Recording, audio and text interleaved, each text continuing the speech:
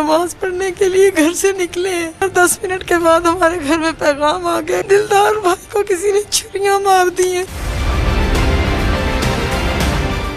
ہمارا قصبہ اتنا غریب تھا، چند دنوں میں ایسے بن گئے کہ جیسے سبھی باہر کی کرنسی لے کر ادھر آ گئے۔ تو تمہیں یہ حسد تھا؟ توبہ توبہ توبہ۔ تمہاری بیوی کہاں ہے؟ اسے منائیں خود نہ مر جائیں۔ اور میں نے شعر و شاعری نہیں مانگی، میں نے تمہاری بیوی کا پوچھا نا۔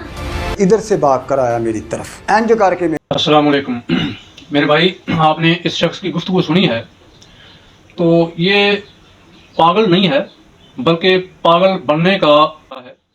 پاگل ہے نہیں، پاگل بننا چاہ رہا ہے، اور جو بظاہر اس کی باتوں سے لگ رہا ہے قتل کی کوئی مین وجہ نہیں ہے۔ قتل کرنے کی، دو بندوں کو چھریاں مار کر قتل کرنے کی کوئی مین وجہ نہیں ہے۔ وجہ یہ ہے کہ حسد کی آگ میں جل کر اس نے یہ کام کیا ہے، ان دو بندوں کو چھریاں مار کر موت کے گھاٹ اتار دیا ہے، کیونکہ اس کی باتوں سے لگ رہا ہے کہ یہ حسد کی بنا پر اس نے کام کیا ہے۔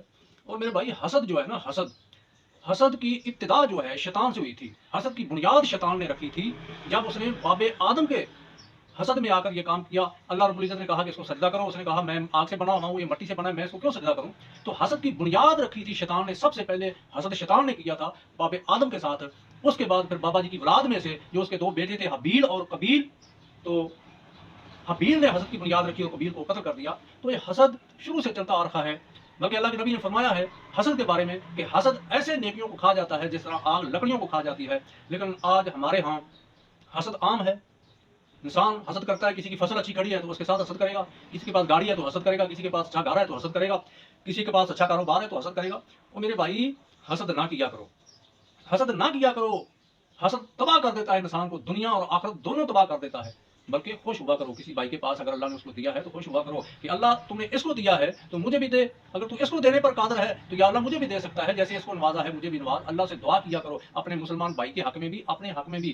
حسد نہ کیا کرو۔ جب تم حسد کرو گے تو پھر حسد کی آگ میں دنیا میں بھی جلو گے اور آخرت میں بھی جلو گے۔ اب اس نے کیا کیا ہے؟ حسد کیا ہے۔ حسد کی بنیاد پر، حالانکہ وہ جو ریزن بتا رکھا ہے وہ خاص ریزن نہیں ہے، وہ یہاں کھڑا ہوتا تھا، وہاں کھڑا ہوتا تھا۔ ظاہر بات ہے، گاؤں ہے، محلہ ہے، انسان کہیں بھی کھڑا ہو سکتا ہے، آنا جانا ہو سکتا ہے۔ تو ہاں، اگر تو کوئی عزت اور غیرت کا معاملہ تھا پھر تو بات سامنے آتی ہے کہ بھائی اس نے عزت کی وجہ سے، غیرت کی وجہ سے اس کو قتل کر دیا۔ لیکن نہیں، کوئی واضح بات نہیں بتا رہا، کوئی واضح بات سمجھ نہیں آ رہی، صرف آج آگے بات کیا ہے؟ حسد۔ وہ بتا رہا ہے جی ہمارا گاؤں چاند ہی دنوں میں امیر ہو گیا، لوگوں کے پاس گاڑیاں آ گئی ہے، پیسہ آ گیا، یہ آ گیا، وہ آ گیا، پتہ نہیں کہاں سے آ گیا، اور اس کے پاس نہیں آیا۔ اس نے دیکھا کہ ان کے پاس تو سب کچھ ہے، میرے پاس کچھ بھی نہیں ہے، چلو کو بہانہ بناؤ اور ان کو قتل کر دو، اور چھریوں کے وار کر کے اس کو قتل کر دیا گیا۔ اب جیل کے اندر یہ اپنا پاگل پن دکھا رکھا ہے، پاگل پن کا ڈونگر چاہ رکھا ہے کہ یہ پولیس والے سمجھے، عدالت سمجھے کہ میں پاگل ہوں۔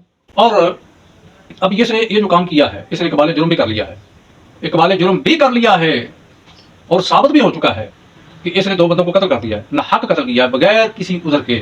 تو اب دیر کس بات کی؟ چاہیے تو یہ ہے کہ یہیں پر تختہ دار لگے اور یہیں پر اس کو پھانسی پہ لٹکایا جائے، تاکہ جو ارد گرد کے لوگ ہیں، بلکہ پورے پنجاب کے اندر پتہ چل جائے کہ یہاں پر سر عام پھانسی دی گئی ہے ناجائز قتل کرنے والے کو۔ پر ایسا ہوتا نہیں ہے، لوگ عدالتوں میں، جیلوں میں جاتے ہیں، کیس چلتے ہیں عدالتوں کے اندر، پھر ضمانتیں ہو جاتی ہیں، اثر سوگ استعمال ہوتا ہے، صلح ہو جاتی ہے، لوگ باہر آ جاتے ہیں۔ تو اگر ہم ان حدوں کے اوپر غور و فکر کریں جو حدیں اللہ اور اس کے رسول نے ہمیں بتائی ہیں، جو اللہ نے قرآن کے اندر حدیں نازل کی ہیں، ان حدوں کے اوپر ہم اگر غور و فکر کریں، ان کو نافذ العمل کر دیں، تو اس طرح کے کام ہو ہی نا، روک تھام ہو جائے، خود اس طرح کے جرائم ختم ہو جائے۔ السلام علیکم۔